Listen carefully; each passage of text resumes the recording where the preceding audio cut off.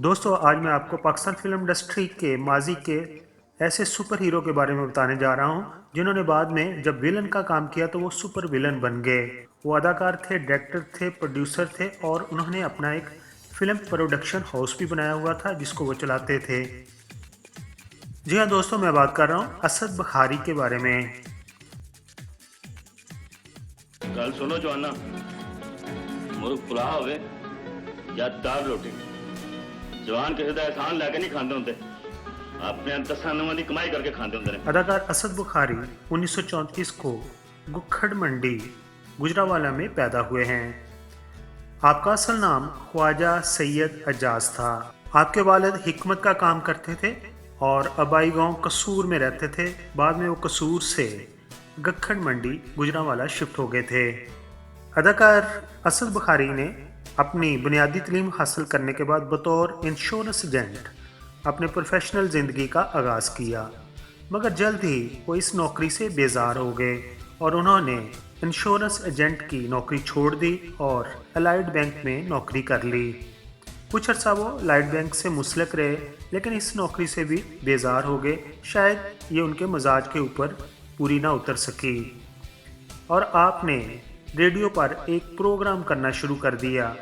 आपकी शक्ल Hollywood actor rock Hudson से मिलती थी और आपके दोस्त आपको अक्सर रॉक हुडसन के नाम से मजाकन पुकारते थे। आपको भी महसूस हुआ कि जैसे आपके अंदर कोई अदाकार है और आपको इसी ही शोबा में आगे जाना चाहिए। तो आपने गखड़ मंडी गुजरावाला से लाहौर का सफ़र किया और लाहौर में मुख्तलिफ फिल्म स्टूडियोज़ के चक्कर लगाना शुरू कर दिए। आखिरकार आपको फिल्म गुनाह में एक किरदार मिल गया, लेकिन कुछ जगह पर आपकी हिस्ट्री लिखने वाले कहते हैं कि आपने फिल्म सुरैया से अपने फ़नी कैरियर का आगाज़ किया था। अदाकार सदाकार असद बुखारी ने 400 से ज़्यादा फिल्मों में काम किया, जिनमें चंद कामयाब फिल्मों के नाम कुछ इस तरह हैं: आंसू बिल्ला, नवाबजादा, पगड़ी संभाल जट्टा, दिलां दे सौदे, गुज्जर पंजाब दा, जीते हैं शान से, मौज मेला, चंद मखना और लुंडा बाजार वगैरह शामिल हैं। याद रहे कि 2004 में बनने वाली फिल्म पगड़ी संभाल जट्टा उनकी आखिरी फिल्म थी। इस फिल्म को ज़हूर गिलानी ने डायरेक्ट किया था।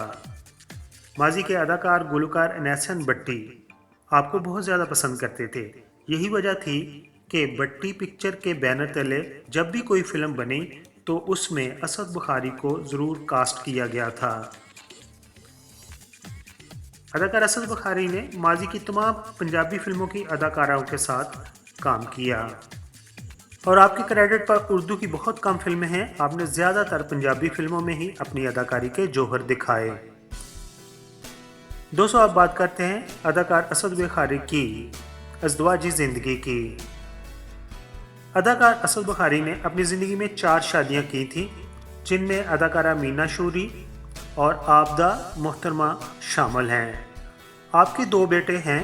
आपके एक बेटे का नाम अमजद बुखारी है जो कि आर्मी अफसर हैं। आपके दूसरे बेटे का नाम वली बुखारी है जो कि फिल्म प्रोडक्शन से वाबस्ता हैं। कद इज्जत शिमले तो बहुत चाहता बानो, मैं आज ही उन्होंने जा गल कर लेना।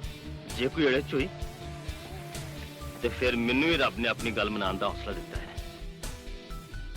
दोस्तों अदाकार असद बुखारी 14 अप्रैल 2020 को इंतकाल कर गए हैं।